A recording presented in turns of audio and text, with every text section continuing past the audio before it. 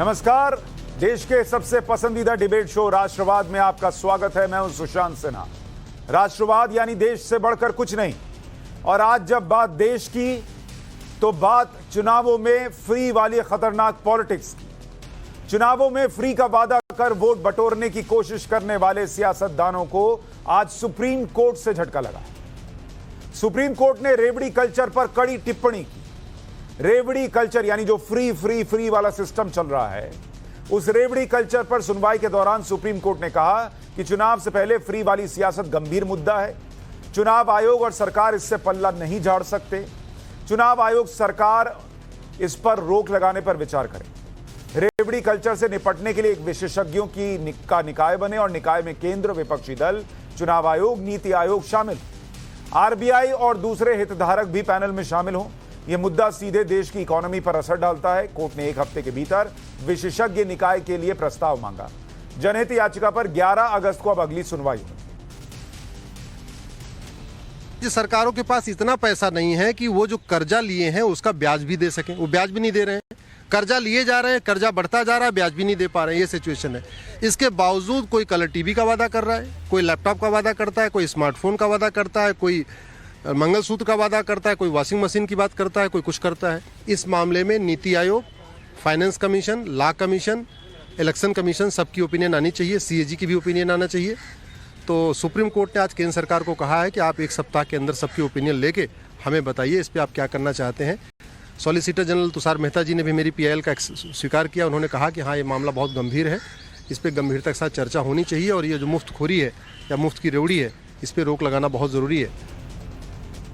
सुनवाई के दौरान केंद्र सरकार ने अपना पक्ष रखा। केंद्र सरकार ने कहा कि सैद्धांतिक तौर पर हम याचिका का समर्थन करते हैं। फ्री देना अर्थव्यवस्था के लिए घातक है, खतरा है। ऐसी प्रवृत्ति से हम आर्थिक विनाश की तरफ बढ़ रहे हैं। इससे वोटर की अपनी राय भी डगमगाती है। मतलब साफ है कि सुप्रीम कोर्ट में केंद्र सरकार ने साफ कर दिया कि वो फ्री वाली पॉलिटिक्स के खिलाफ है। इससे पहले 16 जुलाई को प्रधानमंत्री नरेंद्र मोदी ने अपने भाषण में भी रेवड़ी कल्चर पर सवाल उठाए। पीएम मोदी ने कहा था कि मुफ्त की रेवड़ी बांटने वाली सोच को हटाना होगा। आज सुप्रीम कोर्ट ने प्रधानमंत्री मोदी की बात पर मुहर लगाई है। रेवड़ी कल्चर वालों को लगता है कि जनता जनार्दन को मुफ्त की रेवड़ी बांटकर उन्हें खरीद लेंगे। हमें मिलकर उनकी सोच को हराना है। रेवड़ी कल्चर को। यह प्रधानमंत्री का वो बयान है जो वो पहले दे चुके हैं और बता चुके हैं कि अगर ये रेवड़ी कल्चर खत्म नहीं हुआ तो देश के लिए कितना घातक होगा। आज सुप्रीम कोर्ट की टिप्पणी के बाद केजरीवाल फिर बौखलाए। केजरीवाल ने एक के बाद एक लगातार 3 ट्वीट किए और कहा कि मुफ्त की सुविधाएं देने से आर्थिक संकट नहीं आएगा, बल्कि दोस्तों को करोड़ों का फ्री फायदा पहुंचाने से संकट आएगा। इससे पहले भी केजरीवाल ने केंद्र सरकार पर पलटवार किया था। एक बार अरविंद केजरीवाल को सुनिए। क्या मैं फ्री की रेवड़ियां बांट रहा हूं या देश की नींव रख रहा हूं? दिल्ली के सरकारी स्कूलों में 18 लाख बच्चे पढ़ते हैं। इन 18 लाख बच्चों का भविष्य अंधकार में था अभी तक। आज अगर हमने इन 18 लाख बच्चों का भविष्य अच्छा कर दिया, अगर मैं इन बच्चों को अच्छी शानदार शिक्षा दे रहा हूं लेकिन फ्री में दे रहा हूं, तो मैं क्या गुनाह कर रहा हूं? ये काम 1947 में हो जाना चाहिए था। ये काम 1950 में हो जाना चाहिए था, जो आज हम कर रहे हैं। आज हम लोग देश की नींव रख रहे हैं। ये रेवड़ी नहीं है, ये देश की नींव के में एक एक ईंट रख रहे हैं हम लोग। अरविंद केजरीवाल जिसे एक एक नींव में लगाई जा रही ईंट बता रहे हैं, सुप्रीम कोर्ट भी उसको लेकर चिंतित है। दरअसल मुफ्त वाली सियासत कर राजनीतिक दल सरकार तो बना लेते हैं, लेकिन मुफ्त के वादों को पूरा करने के चक्कर में राज्य सरकारें फिर कर्ज लेती हैं, जिसके कारण कई राज्यों की आर्थिक हालत खराब हो रही है। रिजर्व बैंक ऑफ इंडिया यानी आरबीआई की state financial risk analysis report के मुताबिक 2021-22 में किस राज्य में अपनी जीएसडीपी यानी स्टेट की जो जीडीपी है उसकी तुलना में कितना कर्ज लिया है, वो भी आपको बता देते हैं। पंजाब में राज्य की जीडीपी का 53% से ज्यादा कर्ज है। राजस्थान के लिए आंकड़ा करीब 39.5% का है। बिहार में स्टेट की जो जीडीपी है उसका 38.6% कर्ज है।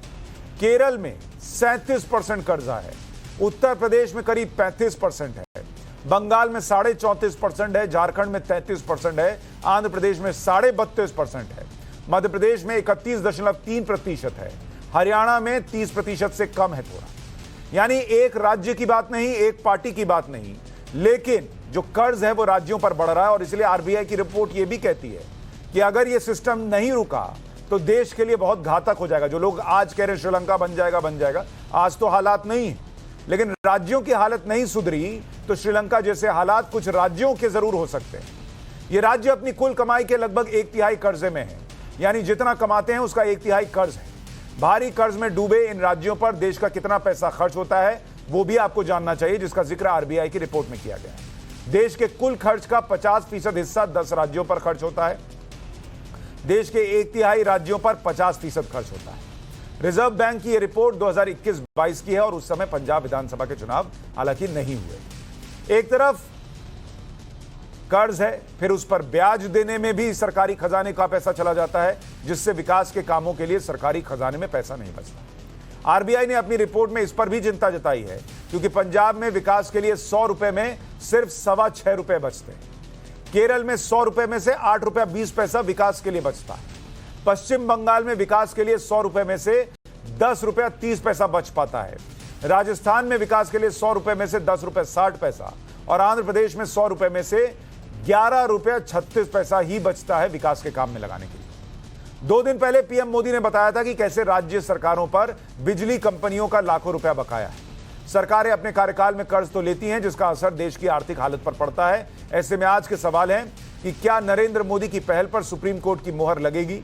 मुफ्त की सियासत देश के लिए बड़ी आफत है। सुप्रीम कोर्ट का बड़ा हस्तक्षेप रेवड़ी कल्चर को खत्म करेगा क्या? और फ्री पर फाइनल ताला लगने वाला है। बीजेपी की प्रवक्ता शाजिया इल्मी हमारे साथ जुड़ रही हैं, डॉक्टर रिजवान अहमद वकील हमारे साथ हैं, जगदीश शर्मा कांग्रेस के नेता हमारे साथ जुड़ रहे हैं, घनश्याम तिवारी समाजवादी पार्टी के नेता हैं और रवि श्रीवास्तव राजनीतिक विश्लेषक हमारे साथ जुड़ रहे हैं। आप सभी का बहुत बहुत स्वागत है। शाजिया इल्मी जी, प्रधानमंत्री जिक्र कर चुके हैं रेवड़ी कल्चर का, लेकिन सच्चाई ये भी है कि अलग अलग राज्यों में अलग अलग सरकारें और उसमें बीजेपी की भी सरकारें हैं जो फ्री की चीजें देती हैं। यूपी चुनाव में आपने भी फ्री की चीजें देने का वादा किया था। क्यों ये जरूरी है कि ये बंद हो, और पहले आप ही क्यों अपने यहां बंद नहीं करते?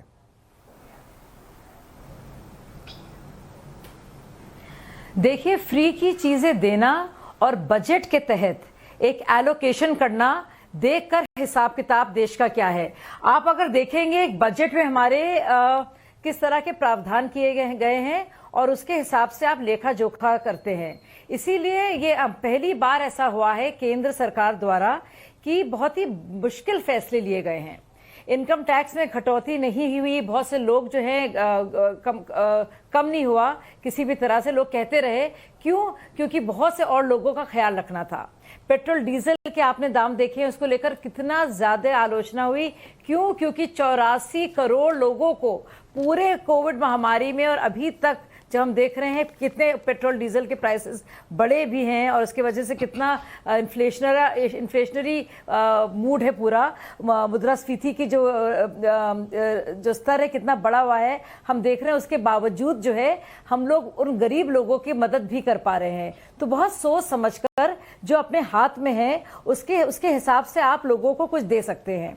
तो एक तरफ आप प्री बजटरी या बजटरी एलोकेशन कर रहे हैं, दूसरी तरफ आप सिर्फ चुनाव जीतने के लिए बड़े बड़े वादे कर रहे हैं, बनिस्बत इसके कि जिस राज्य में आप इलेक्शन लड़ रहे हैं वहां ऑलरेडी घाटा है, वहां ऐसा मुमकिन नहीं है। आप देखिए फ्री बिजली का जो वादा हुआ है, आप देखिए पंजाब में क्या हुआ। अब बिजली की कटौती हो रही है, वहीं के किसान जो हैं अब कितने विरोध में आ गए हैं। क्यों? क्योंकि ट्रांसमिशन लाइंस में गड़बड़ी है। अब आप देखिए 3.5 लाख करोड़ का जहां पे कर्जा हो जिस राज्य पर, जो हम पंजाब की बात कर रहे हैं, वहां पे आप सिर्फ इलेक्शन जीतने के लिए कह रहे हैं हर महिला को 1000 रुपए मिलेंगे। अब आप देखिए क्या असर होगा। अब दिल्ली की कोई बात नहीं कर रहा है, बल्कि केजरीवाल का ये बयान साफ तौर से बताता है हम लोगों को, ये उनके ट्वीट्स आते हैं कि वो कितना गिल्ट महसूस कर रहे हैं। और दिल्ली की बात नहीं हो रही है, बात हो रही है पंजाब और राज्यों की। और दिल्ली को भी बता दें कि दिल्ली जल निगम जो अब तक प्रॉफिटेबल था, अब बाकायदा घाटे में आ रहा है। ठीक क्यों? है, क्योंकि वही आप कह कर्जा रही लिया हैं गया कि है बजट में जिसका अगर ब्यौरा चीजें CAG दिखती तक हो को करने नहीं लायक दिया तो गया है। कीजिए, चुनाव में वादे करके मत जीतिए। लेकिन बीजेपी भी कई जगह करती है, मैं अभी आगे याद दिलाऊंगा, अभी इनिशियल कमेंट ले रहा हूं, इसलिए इसको अभी छोड़ रहा हूं थोड़ी देर के लिए। जगदीश शर्मा जी, कांग्रेस पार्टी क्या इस रेवड़ी कल्चर को खत्म करने के पक्ष में है? आपको लगता है ये देश के लिए घातक हो सकता है? देखिए सुशांत जी, सबसे अच्छी बात तो है कि सुप्रीम कोर्ट ने संज्ञान लिया। फ्री की चीज नहीं, आप उनको रोजगार दो, आप उनको काम दो, आप उनको काम करने की हिम्मत दो, ताकत दो। सरकार का यही धर्म होता है। और मोदी जी को अब फ्री की चीज से नुकसान होने लगा क्योंकि गुजरात जाता नजर आ रहा है। वह एक छोटा ठग एक बड़ा ठग, दोनों में आपस में होड़ लगी है फ्री देने की। ये कोई राजे रजवाड़े नहीं थे, ना तो प्रधानमंत्री जी आपको पता चाय वाले थे, और केजरीवाल का भी पता कौन था। ये फ्री की बांट बांट कर जो देश को गुमराह करा जा रहा है, और ये फ्री की देते नहीं है। मैं बताता हूं केजरीवाल का फ्री का देने का मामला क्या था, महिलाओं को बस फ्री, तो उसके भाई से, पिता से, दोस्त से डबल पैसा।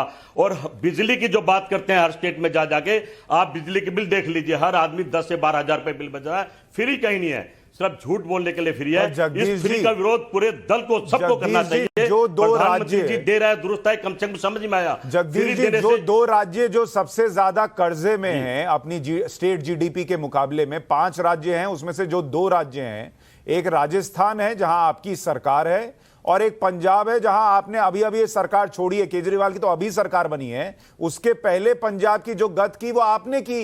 5 साल तो आप वहां सत्ता में थे।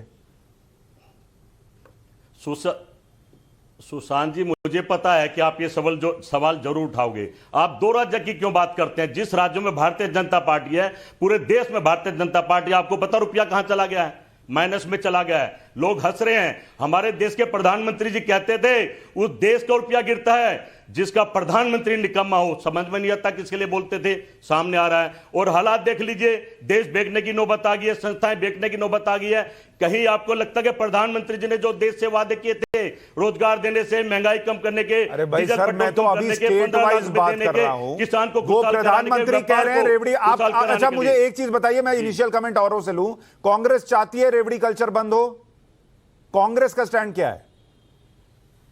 बिल्कुल बंद हो, हम इसके विरोध में हैं। हम इसके विरोध में बिल्कुल ये रेवड़ी कल्चर। ठीक है, घनश्याम तिवारी जी, आपके हिसाब से क्या ये देश के लिए घातक है जो देश में रेवड़ी कल्चर चल रहा है? नमस्कार सुशांत जी, आपको, दर्शकों को और को पैनलिस्ट को 3 बातें कहूंगा। पहले तो आपने कुछ डेट टू जीडीपी का रेशियो बताया। ये 28 जून 2021 को मिंट की हेडलाइन है और तमाम फाइनेंशियल एक्सप्रेस, इकोनॉमिक टाइम्स सभी में छपा होगा कि इंडिया का जो डेट टू जीडीपी रेशियो है वो 14 साल के सबसे अधिकतम स्तर पर है।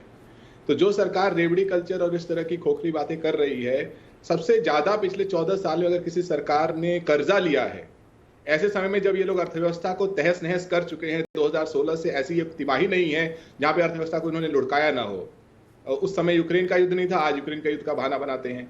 तो खैर उसे छोड़िए, सबसे अधिक कर्जा इन्होंने लिया।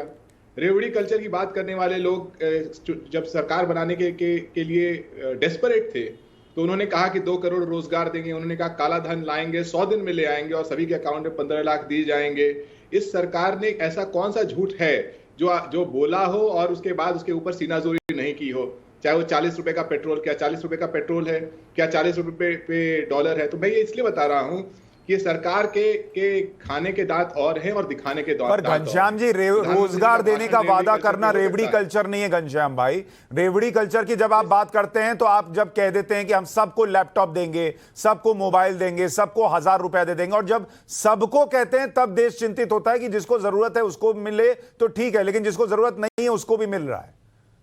संसद में भारतीय जनता पार्टी के एक सांसद कहते हैं कहीं महंगाई नहीं है, और दूसरे सांसद कहते हैं कि फ्री फंड में हम देश के 80 करोड़ लोगों को खाना दे रहे हैं, इसके लिए आपको मोदी जी को थैंक यू कहना पड़ेगा। इस समय ये भारतीय जनता पार्टी की मानसिकता ये है कि अगर आप सांस भी लेते हैं तो वो सरकार की मेहरबानी से लीजिए, अगर आप निवाला भी खाते हैं तो सरकार की मेहरबानी से खाइए और मोदी जी को थैंक यू बोलिए। ये धोखाधड़ी है। ये लोग अमीरों के इतने नजदीक आ चुके हैं कि इनको घनश्याम भाई, मैं आपका स्टैंड नहीं समझ पा रहा हूं। आप बीजेपी को क्रिटिसाइज कर रहे हैं, ठीक है, कीजिए, मुझे कोई दिक्कत नहीं है। मैं ये समझना चाह रहा हूं, क्या समाजवादी पार्टी इस पक्ष में है? भाई, जिन 80 करोड़ लोगों को अगर खाना मिल रहा है, फ्री में राशन मिल रहा है, उसमें घनश्याम तिवारी, जगदीश शर्मा, सुशांत सिन्हा या रिजवान अहमद नहीं ना है? जिनको जरूरत नहीं है उनको भी दिया जा रहा है, जिसको जरूरत है उसको मिल रहा है। फ्री फंड का क्या मतलब है?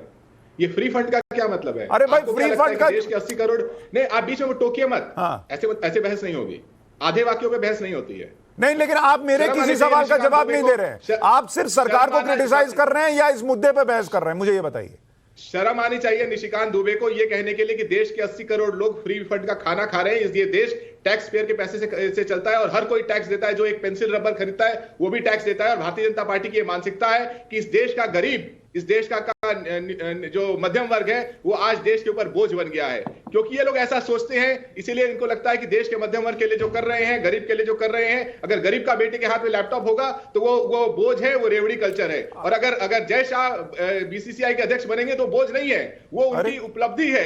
ये भारतीय जनता पार्टी की उपलब्धि है कि भारतीय जनता पार्टी के नेताओं के बच्चे देश विदेश में पढ़े, अच्छी पोजीशंस में रहे। अगर हम सीरियस डिबेट कर रहे हैं, अगर आप इस पे चर्चा करना चाहते हैं कि इसका कोई फायदा है, नुकसान है, तो उस पे चर्चा करें तो अच्छा है। पूरी डिबेट में अगर आपका सिर्फ कंसंट्रेशन इस पर है कि बीजेपी क्या कर रही है, नहीं कर रही है, उससे देश की चिंता क्या होनी चाहिए? भाई मैं आपसे पूछ रहा हूं, आपका स्टैंड क्या है समाजवादी पार्टी का?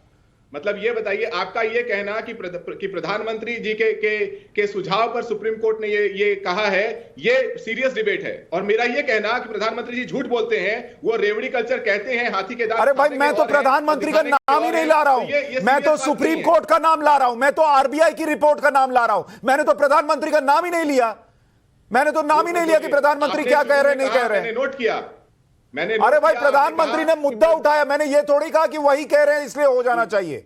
सुप्रीम कोर्ट में अपनी डिबेट रिवाइंड कीजिए, मुझे अपनी बात। भाई मैं ये कह रहा हूं सुप्रीम, ठीक, अच्छा चलिए मैंने कह दिया, आप अपना स्टैंड बताइए ना, आपके हिसाब से समाजवादी पार्टी का स्टैंड क्या है? कि ये सरकार देश के गरीब को बोझ मानती है और उसे लगातार गरीब करती जा रही है। इस तरह के भाषण देकर के गरीब को उकसाया जा रहा है कि सरकार से कोई उम्मीद मत रखो।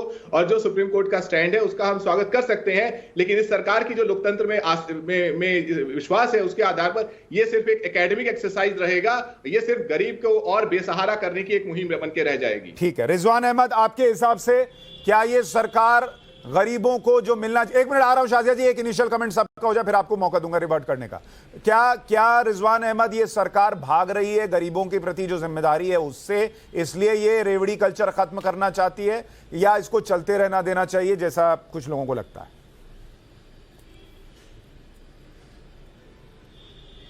जी शुक्रिया, जय हिंद, वंदे मातरम।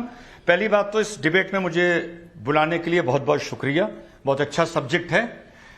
पहली चीज, हमारा संविधान, पहली लाइन सुन लीजिए, भारत में हम गरीब को छोड़ के नहीं भाग सकते। हमारा संविधान एक वेलफेयर स्टेट है। जाने अनजाने इस देश की आबादी और गरीब बहुत हैं, हम उन्हें मझधार में छोड़ के नहीं जा सकते, सिर्फ उनकी मदद को रेगुलेट कर सकते हैं। पहली चीज, वेलफेयर स्टेट से धीरे धीरे हमारा देश, और ये वेलफेयर स्टेट संविधान कहता है, directive principles of state policy, freebie state कैसे बन गया, ये एक अध्ययन का विषय है। कोई भी एक्सपर्ट ये नहीं बता पाएगा कि पहली बार इस देश में आजादी के बाद फ्रीबी कब बांटा गया था। मुझे याद है वो 15 साल हो गए नीतीश कुमार जी ने साइकिलें बांटी थी, और इसका इतिहास बहुत पुराना है। तो अब उस इतिहास में जाने से कोई फायदा नहीं कि कांग्रेस ये कल्चर लेके आई या भाजपा लेके आई। लेकिन किंतु परंतु इस हमाम में सारी पॉलिटिकल पार्टियां अधनंगी हैं। बिल्कुल जिम्मेदारी से बता रहा हूं, मोदी जी भी जो बोल रहे हैं वो भी गलत बोल रहे हैं, अनैतिक बोल रहे हैं। भाजपा ने भी फ्रीबीज ठोक के बांटी है, जम के बांटी है। दूसरी बात, तीसरी बात, पहले सुशांत भाई हमें यह तय करना पड़ेगा कि as a welfare state freebie होती क्या है, रेवड़ी होती क्या है। हर मदद गरीब की रेवड़ी नहीं होती, और ना ये होना चाहिए कि गरीबों के को बिल्कुल लावारिस छोड़ दो। We cannot have state orphans, no. पहली चीज, अगर गैस दी गई ये फ्रीबी मेरे हिसाब से नहीं है। इज्जत घर के लिए सब्सिडी दी गई, मेरे हिसाब से ये फ्रीबी नहीं है। मकान में सब्सिडी दी गई, मेरे हिसाब से ये फ्रीबी नहीं है। शिक्षा में और हेल्थ में अगर सब्सिडी दी गई तो ये भी फ्रीबी नहीं है। कोरोना काल में जो राशन दिया गया, कोरोना काल में, वो सब्सिडी नहीं है, वो फ्रीबी नहीं है। लेकिन 80 करोड़ को जानबूझकर उनको राशन मिला है जिनको जरूरत नहीं थी, जरूरत से ज्यादा मिला है। एक माह में 2-2 बार मिला है। राशन जाकर बेचा गया है दुकानों पर, वो फ्रीबी थी, इसमें कोई डिनाई नहीं कर सकता। सो कुल मिला के हम लोगों को पहले रेवड़ी समझना पड़ेगा कि रेवड़ी क्या है, गरीबों का साथ देना पड़ेगा, लेकिन आंख बंद करके कुछ नहीं दे सकते। अच्छा, मैं इससे पहले रवि जी के पास जाऊं। यहां बैठी देखिए, हैं, एक चीज सबने रेवड़ियां बांटी हैं। मैंने पहली लाइन में कही थी, आपने तो कहा इस हमाम में सब अधनंगे हैं। मेरे हिसाब से सब पूरे नंगे हैं, क्योंकि सब ये कर रहे हैं और सालों से कर रहे हैं। और बीजेपी भी अभी यूपी में चुनाव हुआ था तो सिंचाई के लिए फ्री में बिजली देंगे, इन्होंने भी वादा किया था, तो सब कर रहे हैं। मुझे ये बताइए, इससे पहले मैं रवि जी के पास जाऊं, मुझे रिजवान अहमद ये बताइए, आपने ये बताया कि क्या क्या फ्रीबी नहीं है, क्या क्या फ्रीबी है, जरा इसका कुछ एक लिस्ट बताइए।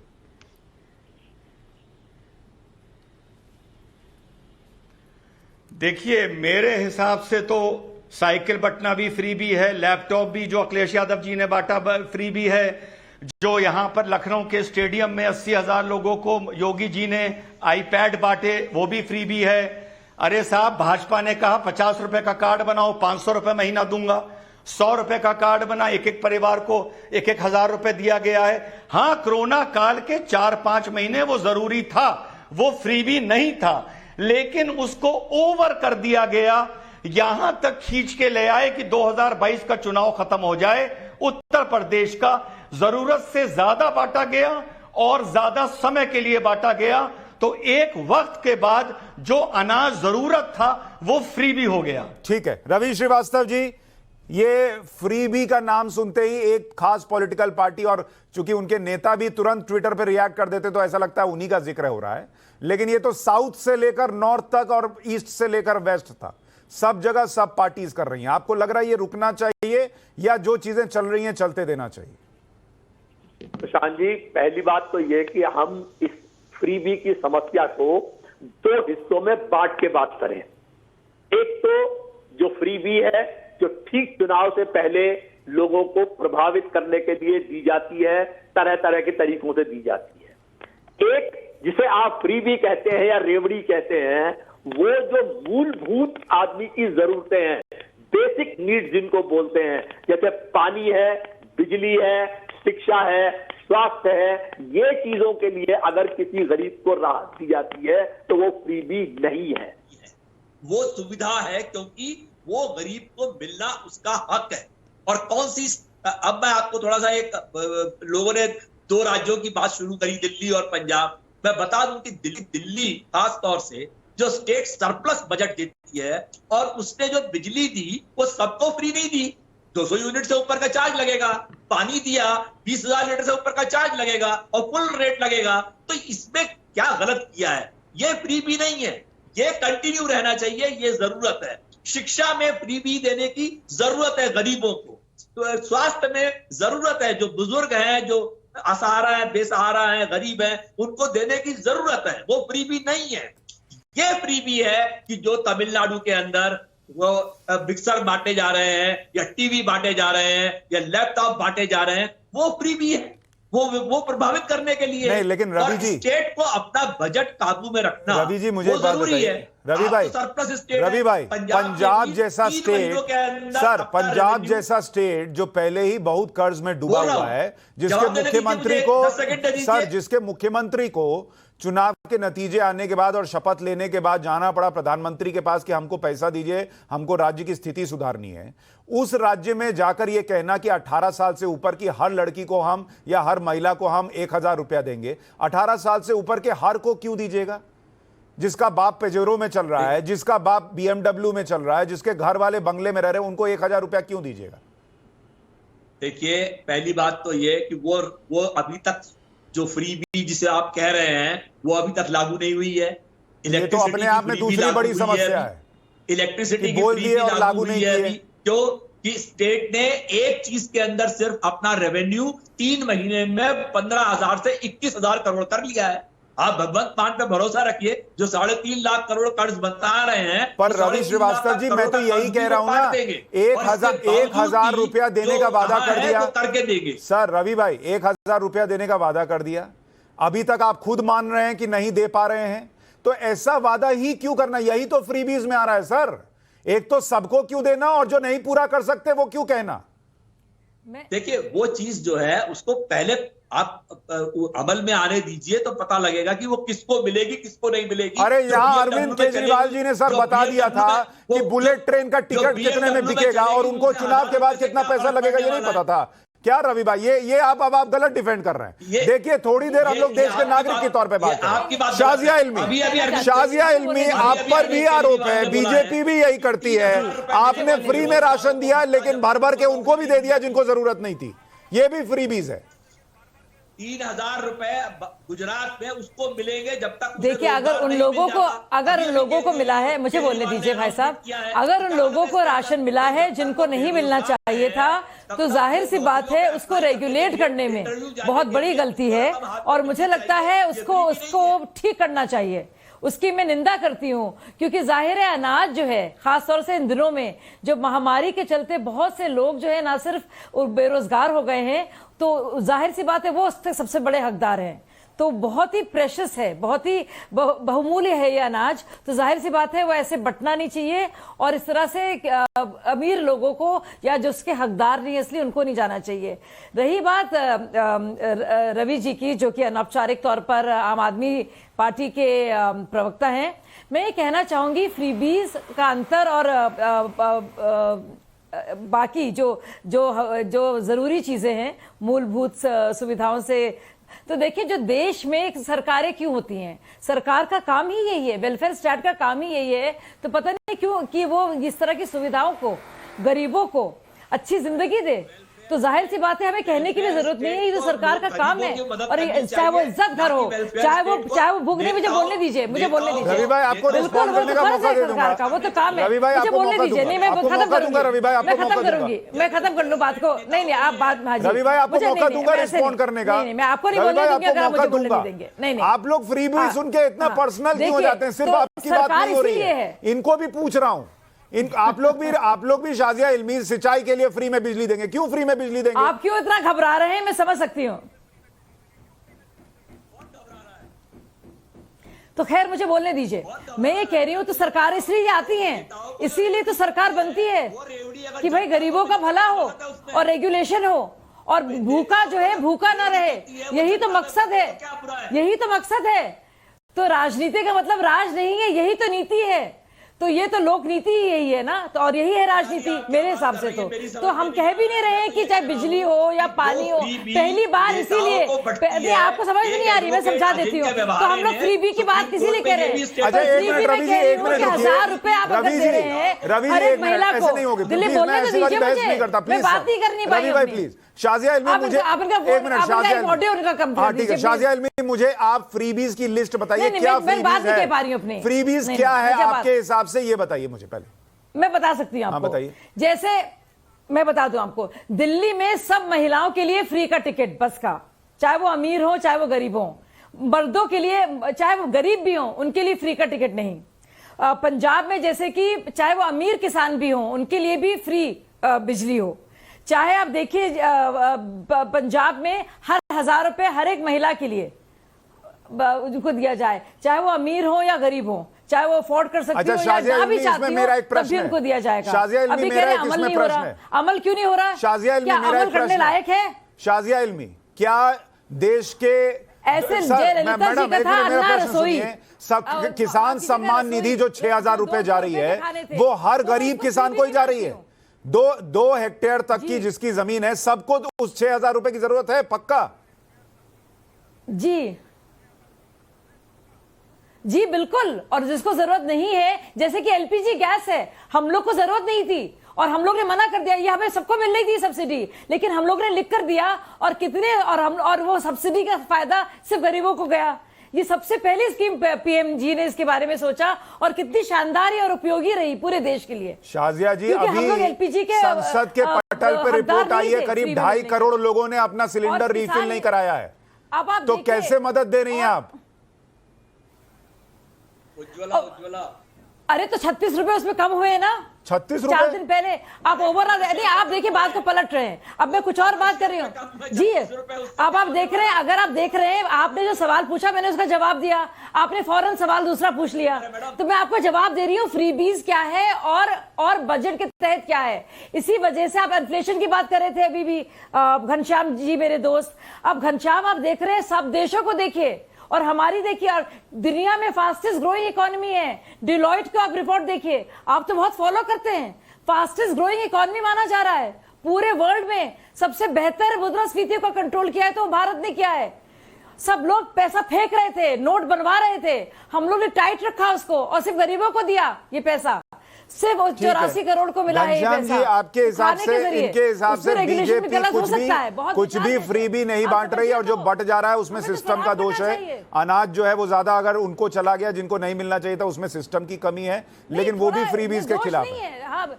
ठीक होना चाहिए। देखिए, सरकार ने आंकड़ा प्रस्तुत किया कि 22 करोड़ से अधिक युवाओं ने पिछले 7-8 साल में। हम तो कह रहे हैं सरकारी नौकरियों के पीछे ना जाओ, अपना कुछ काम करो, एम्प्लॉयबल बनो। ठीक है, ठीक है, घनश्याम जी को रिस्पॉन्ड करने। घनश्याम जी बोलिए, नौकरी के पीछे घनश्याम जी बोलिए। मोदी जी तो कहते हैं ये बात। देखिए सरकार ने आंकड़ा प्रस्तुत किया कि पिछले 7-8 साल में 22 करोड़ से अधिक युवाओं ने सरकार के सामने रोजगार के लिए आवेदन दिए और महज 7 लाख युवाओं को रोजगार मिला। तो ये बेरोजगारी जो भारत सरकार ने दी है, मोदी सरकार ने दी है, ये फ्री है। अभी रॉयटर्स ने आंकड़ा प्रस्तुत किया कि पिछले साल से लेकर इस साल के बीच में 41 लाख ऐसे बच्चे हैं जो प्राइवेट स्कूल में पढ़ते थे, अब फीस नहीं दे पा रहे हैं, तो उन प्राइवेट स्कूल्स में नहीं पढ़ रहे हैं।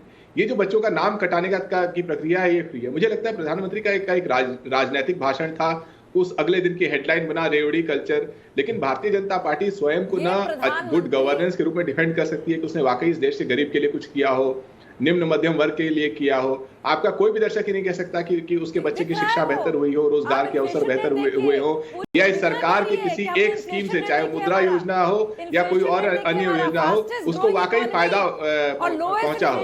राजनीतिक भाषण के रूप में कहना आसान है कि रेवड़ी कल्चर बंद होना चाहिए, लेकिन आज के समय में इस देश का जो गरीब है, इस देश का जो मध्यम वर्ग है, उसका जीवन दुश्वार होता जा रहा है। अब ये लोग बहाना बना रहे हैं कि दुनिया भर में महंगाई है। पिछले 8 साल में हर साल कोई ना कोई बहाना रहा है। 2016 में नोटबंदी किया, उससे जिस तरीके से अर्थव्यवस्था को, खासकर इनफॉर्मल इकोनॉमी को इन लोगों ने तोड़ा मरोड़ा। उसके बाद जीएसटी आया। आप 2018 की आरबीआई की रिपोर्ट देखिए, वो कहती है कि वैश्विक मंदी का दौर है, इसलिए देश की अर्थव्यवस्था चरमरा रही है। और घनश्याम भाई, शाहजी में आप ले लीजिएगा समय और रिस्पॉन्ड कर लीजिएगा। जब आप बोल रही थी वो बिल्कुल नहीं टोक रहे थे आपको। घनश्याम जी, जो आप लोगों ने अपने समय में लैपटॉप बांटे थे, क्या वो फ्री भी था?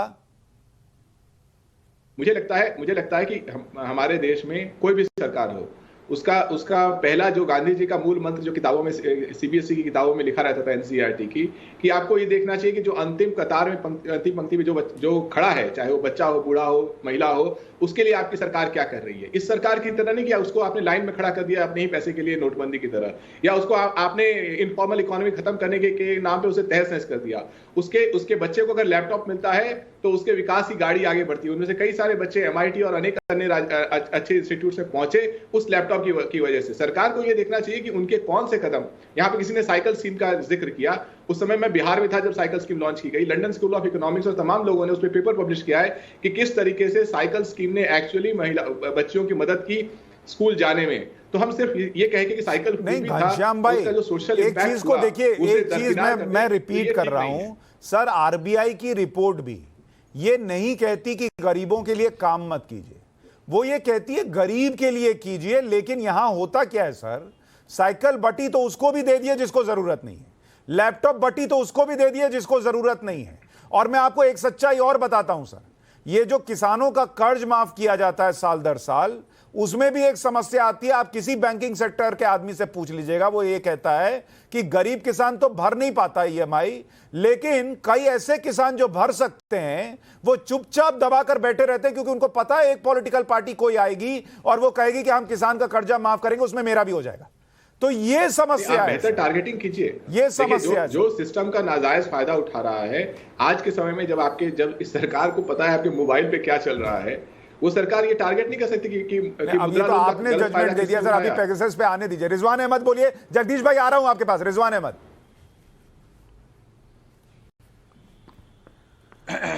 सुशांत भाई, अभी घनश्याम भाई ने बोला कि भाई अंतिम कतार के अंतिम में जो खड़ा है उस तक हम हर सुविधा पहुंचनी चाहिए, इसलिए हमने लैपटॉप दिए। चलिए, बड़ी अच्छी बात है। अब मैं बता दूं नियत की कमी। अब मैं किसी और पॉलिटिकल पार्टी से कंपेयर नहीं कर रहा। अगर वो कहने लगे कि योगी जी ने भी ऐसा किया, भैया मैं पॉलिटिकल कमेंटेटर हूं, किसी पार्टी का नहीं हूं। अब आपने लैपटॉप दिए।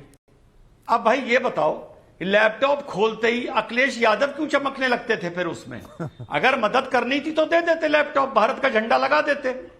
जैसे ही लैपटॉप खुलता भारत का झंडा आ जाता। अखिलेश यादव क्यों चमक रहे थे वहां पर? यह होता है फ्रीबी, यह होता है जिस पे सुप्रीम कोर्ट ने फटकार लगाई है। पहली बात। दूसरी बात, अंतिम आदमी का जिक्र आया, कतार का अंतिम आदमी। घनश्याम भाई, इस वक्त हिंदुस्तान का आखिरी आदमी जो कतार में खड़ा है वो है मिडिल क्लास, जिसको एक वोट बैंक अभी तक नहीं माना गया है, जिसकी सबसे ज्यादा जिसको निगलेक्ट किया जा रहा है, वो सफर करता है फ्रीबीज की वजह से। ना उसे इधर से कुछ मिलता है ना उधर से कुछ मिलता है। और यहां पर सुशांत भाई सपा के भी प्रवक्ता हैं, भाजपा के भी हैं, कांग्रेस के भी हैं। इन तीनों से एक सवाल पूछ लेता हूं। फ्री बी पर इस मारे डिस्कशन हो रहा है ना, क्योंकि देश के लिए ये खराब साबित हो रहा है, देश के विकास के लिए खराब साबित हो रहा है, अर्थव्यवस्था के लिए खराब साबित हो रहा है। अरे एक बार आप किसी दलित को या एसटी को रिजर्वेशन जब देते हो, वो उसका हक होता है। अरे आईएएस के बेटे को क्यों देते हो? बाबू के बेटे को क्यों देते हो? मिडिल क्लास के सवर्ण का हक क्यों मारते हो? वो भी एक फ्रीबी है जो देश के विकास में अड़चन बन रही है। अब आप पूछ लीजिए बीजेपी के प्रवक्ता से, सपा के, कांग्रेस के, कि क्या ये लोग उसको भी फ्रीबी मानते हैं या नहीं मानते हैं? अभी सबके सब हाथ खड़े कर देंगे। क्यों? क्योंकि इनको राजनीति भी करनी है। देश बाद में है, पॉलिटिकल पार्टी पहले है। पूछिए इनसे कि एक बार रिजर्वेशन दिया तो हक, दूसरी बार उस परिवार में दिया तो फ्रीबी। बताओ कौन कौन लोग उस फ्रीबी के खिलाफ है? ठीक है जगदीश जी, क्या रिजर्वेशन में आईएएस के बेटे को भी अगर रिजर्वेशन मिल रहा है तो क्या यह फ्रीबी है? बिल्कुल ये नहीं होना चाहिए, हम इसका विरोध करते हैं। फ्रीबी का मतलब ये है जो बिलो रेखा से नीचे, जो गरीब आदमी है, जिसके पास खाना नहीं है, रोटी नहीं है, कपड़ा नहीं है, जो अपने प्राणों की रक्षा भी नहीं कर पा रहा है, उसको देना चाहिए। और ये हमारे संविधान में भी लिखा है, और हमने सब्सिडी भी दी है और उन लोगों को दिए। लेकिन अब का जो कल्चर है इसका हम विरोध करते हैं। फ्री नहीं देना चाहिए। और मैं तो एक अपील और कर सकता हूं, आपका बड़ा चैनल है, पूरा देश देख रहा है, कहीं ना कहीं सुप्रीम कोर्ट के जज भी देख रहे होंगे। इस फ्री के साथ साथ झूठ बोलने वाले जो बड़े पदों पर मुख्यमंत्री, प्रधानमंत्री या कोई कैबिनेट मिनिस्टर बैठा है, उसके खिलाफ भी कार्रवाई होनी चाहिए। देश की जनता के सामने इस बड़े पद पर बैठे झूठे वादे और झूठी बात नहीं रखनी चाहिए। सबसे बड़ा नुकसान का कारण यह भी है, यह भी फ्री की तरह आ गया कि लालच दे देना, हम आपको सत्ता महंगे 2 करोड़ नौकरी देंगे, आय डबल करेंगे, 15 लाख रुपए देंगे, व्यापारी को बढ़ाएंगे, किसान की डबल आय करेंगे। यह भी फ्री का एक लोभ लालच है। यह भी लगभग ये जब भी देते हैं, मतलब चुनाव नजदीक आ जाता है। और मैं कहता हूं ना तो केजरीवाल और ना प्रधानमंत्री जी एक बात पर पूरा नहीं उतरे हैं। कोई भी नेता हो, चाहे वो कुर्ते की बांह ऊपर खींचते हुए कहे कि हम आएंगे और तुरंत किसानों का कर्जा माफ कर देंगे और ना कर पाए, तो उस नेता पर भी एक्शन होना चाहिए। देखिए कोई भी नेता हो, आप मेरे नेता की तरफ इशारा कर रहे हैं। मेरा नेता राहुल गांधी जनता के बीच में, मैं कह रहा हूं झूठ की भी बात करूं, वो जो करते हैं वो करते हैं। गरीब आदमी को देना तो देते हैं, जो वादा करते हो पूरा करते हैं। ये बहुत बड़ी समस्या, झूठ बोलकर सत्ता में आ जाते पर वादा पूरा नहीं करते हैं। ये कुर्ते खींचने वाले के मुकाबले में कहीं नहीं खड़े। आप गड़बड़ बोल रहे हैं। ठीक है, आ रहा हूं शाहजेब जी आपके पास। रवि श्रीवास्तव जी, आपके हिसाब से रिजर्वेशन में आईएएस, आईपीएस इनके बच्चों को क्या रिजर्वेशन मिलना फ्री भी है? बिल्कुल है, इसे बंद होना चाहिए। मगर ये रिजर्वेशन पॉलिसी का रिव्यू है। हालांकि इसको चेक करने के लिए जो क्रीमी लेयर बनाई गई है उसका पालन स्ट्रिक्टली होना चाहिए। तो जो आईएएस या आईपीएस पे एक बार सेलेक्ट हो गए, उनके बच्चों को दूसरी बार ये सुविधा मिलना फ्री भी है, एक तरीके की, निश्चित रूप से फ्री भी है। मैं इसको बिल्कुल मानता हूं, पर इसके लिए चेक्स जो है वो सरकार को कॉन्स्टिट्यूशनल अमेंडमेंट करके देने पड़ेंगे, ये जरूरी चीज। ठीक है, शाजिया इल्मी। बिल्कुल बिल्कुल। और इसकी बात, और हमने क्रीमी लेयर की इतनी बार बात हुई है, और इसमें ऑल पार्टी करके मीटिंग करके सबको इसको तय करना चाहिए। लेकिन मैं सबसे ज्यादा बड़ी जरूरी बात कह रही हूँ, रिजवान साहब की बात का जवाब दे रही हूँ। 5% इकोनॉमिकली बैकवर्ड लोगों के लिए, जो हम पूरी तरह से सिर्फ और सिर्फ आर्थिक तौर पे जो मजबूर है, सामाजिक तौर पे मजबूर नहीं, सिर्फ आर्थिक तौर पर इकोनॉमिकली बैकवर्ड के लिए जो सबसे पहली रिजर्वेशन की बात कही है, वो सिर्फ और सिर्फ भारतीय जनता पार्टी ने की है। यानी कि उन लोगों के लिए जो किसी भी तबके से हों, और जो जाहिर सी बात है उसमें क्रीमी लेयर उसका हिस्सा नहीं हो सकते, अमल तो नहीं जो किया बहुत ही पूरी तरह से साम्रांत हो, बहुत ही अच्छे। पर देखिए उसकी पूरी बात जो है, आदरणीय क्या सबसे पहले उसका प्रपोजल भी दिया है, और उसको लॉ बनाने का भी काम और उसका बिल भी हम ही लोग लेके आए हैं कि इकोनॉमिक तौर पर रिजर्वेशन उस पर होना चाहिए। ठीक है, रिजवान अहमद आपके पास आ रहा हूं। घनश्याम तिवारी, रिजर्वेशन की बात हमने उसके बारे में की है, और उस पर स्कॉलरशिप्स भी दी हैं, और उसके बेसिस पे स्कॉलरशिप्स भी सबसे ज्यादा बीजेपी ने दी है। दो बातें कहूंगा, ये तर्क के रूप में अच्छी बात है, लेकिन जब रिजवान आप देखते हैं कि जब 22 करोड़ लोगों ने अप्लाई किया केंद्र सरकार के जॉब्स में और 7 लाख लोगों को रोजगार मिला, तो आप इसमें सोच लीजिए कि कितनी क्रीमी लेयर है, कितना रिजर्वेशन है। आप जहां पर जॉब्स ही क्रिएट नहीं कर रहे हैं, वहां पे आप एक अच्छा तर्क दे सकते हैं, लेकिन सच्चाई इन आंकड़ों में दिखाई देती है। किसी भी नौकरी के लिए आज देश में 300 से अधिक लोग अप्लाई करते हैं। अगर यहाँ सुशांत भाई कह दें कि टाइम्स नाउ में या टाइम्स नाउ भारत में एक नौकरी है किसी ग्रेजुएट के लिए, कल तक हर एक ऐसे पद के लिए हजारों लोग अप्लाई कर चुके होंगे। ये देश की बेरोजगारी का हाल है। दूसरी बात, आपने कहा कि लैपटॉप खोलते ही तस्वीर अखिलेश जी की आती थी। आज अगर आपने वैक्सीन लगवाई तो तस्वीर मोदी जी की आती है, आप पेट्रोल पंप पे जाते हैं तस्वीर मोदी जी की आती है। अगर ये तस्वीर की चीज की आप आलोचना करते हैं तो इसकी व्यापक आलोचना कीजिए कि आज के समय में। नहीं घनश्याम भाई, आप भूल गए वो जो फ्री में राशन बंटा उसमें योगी जी और मोदी जी की भी फोटो थी, वो भी थी, आप वो भूल गए। अगर आपको तो वो सारे नेता करते हैं, ऐसा नहीं है कि ठीक है अखिलेश जी आलोचना करनी है तो ये समझ लीजिए कि जितने देश के आज तक प्रधानमंत्री हुए हैं उनकी तस्वीरें जितनी छपी नहीं है, उससे कई गुना मोदी जी की तस्वीरें रोज छप रही हैं आजकल। तो वो अलग। अब देखिए, अब आप गलत चले गए। अभी एक मुख्यमंत्री हैं जिनकी फोटो इतनी छपती है जितनी किसी नेता की नहीं छपती होगी, और चूंकि अभी आप बात कर रहा हूं, मैं प्रधानमंत्री की बात कर रहा हूं। ठीक, मैं प्रधानमंत्री की बात कर रहा ठीक है कि आप बाकी। मैं अंतिम बात यही कहूंगा कि इस देश में ये सरकार धीरे धीरे देश के गरीब को, देश के मध्यम वर्ग को, निम्न मध्यम वर्ग को बोझ समझने लगी है। उसकी याद इसे तभी आती है जब वोट के समय में बड़ी बड़ी बातें करनी। इसी गरीब से कहा गया था कि 15 लाख काला धन लाया जाएगा। इसी गरीब से कहा गया था कि आपके बच्चों को 2 करोड़ रोजगार मिलेगा। इसी गरीब ने माना था कि अच्छे दिन आएंगे, और इसी गरीब किसान से कहा गया था कि 2022 में आपकी आय दुगुनी होगी। जिन लोगों ने 2014 में घोषणा कर दी कि 2022 में आय दुगुनी होगी, क्या वो रेवड़ी नहीं थी उस किसान के लिए? तो इसीलिए मैं कह रहा हूं कि भारतीय जनता पार्टी के खाने के दांत और हैं, दिखाने के दांत और हैं। एक भाषण के तौर पर रेवड़ी बात प्रधानमंत्री, ठीक है रिजवान अहमद, है, लेकिन उसमें सच नहीं है।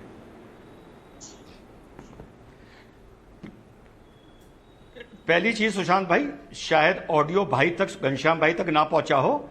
लैपटॉप पर अखिलेश यादव जी की फोटो चमकने के बाद जो मैंने अगला सेंटेंस बोला था, वो ये बोला था कि बहुत सी जगह योगी जी की भी छपी है, मुझे मालूम है, पर मैं किसी पार्टी का प्रवक्ता नहीं हूं, ये बोला था।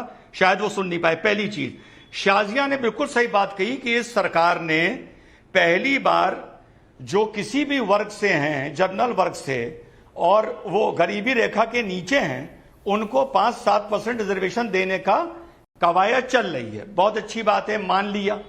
लेकिन वो कवायद ऑलरेडी रिजर्व्ड 50% से लेके नहीं चल रही है। वो कवायद भी जो 50% जर्नल का था उसमें से लेके चल रही है। कहने का मतलब यह है शाजिया कि उस 50 में से भी अगर आपने 7 निकाला, बहुत अच्छी बात है निकाला, लेकिन फिर एंड में मरा कौन? उस 50% का मिडिल क्लास जो उसके गरीबी की रेखा के नीचे नहीं है, लेकिन उसके बच्चे को भी इंसाफ चाहिए। समझिए मेरी बात। और आप लोगों को बतौर पॉलिटिकल पार्टी बड़ा अच्छा लगा मुझे जो 2-3 प्रवक्ताओं ने कम से कम प्रथम दृष्टिया मेरी बात को माना, भले फौरी तौर पर माना। इस चीज के लिए लड़ाई लड़िए। आने वाले 20 साल में रिजर्वेशन को रिव्यू करिए। एक परिवार को, एक आदमी को एक बार दीजिए। देश के विकास में सबसे ज्यादा योगदान होगा आप लोगों का। शाजिया इल्मी।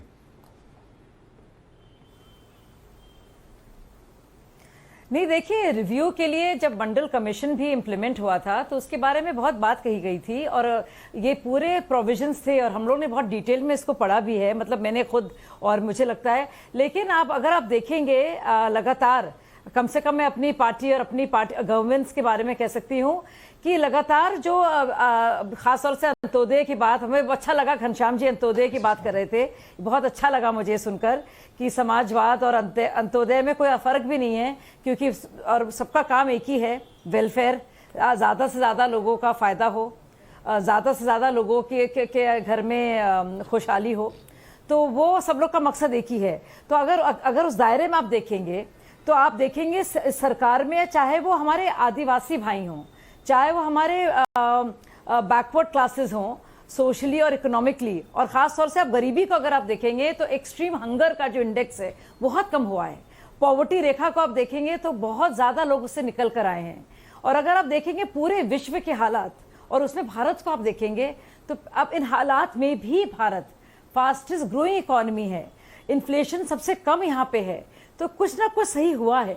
और गरीब जो यहाँ का है उसको इस महामारी के बावजूद उसकी बदहाली का महामारी के चलते, ठीक है, मेरे पास वक्त खत्म हो गया है, लेकिन इतना जरूर है कि चलिए अच्छी बात है, कम से कम डिबेट में ही सही आप लोग मान तो रहे हैं कि ये फ्रीबीज का कल्चर खत्म होना चाहिए। और सुप्रीम कोर्ट में भी जब सुप्रीम कोर्ट कह रहा है कि भाई आरबीआई और बाकी लोगों का एक पैनल बना लीजिए, तो वहां भी विपक्ष यही बोले कि फ्रीबीज खत्म कराइए और सबसे कराइए, कोई ना बोले, सबके लिए लेवल प्लेइंग फील्ड हो, तो फिर सबके लिए हिसाब भी एक होगा और कम से कम देश का भला होगा।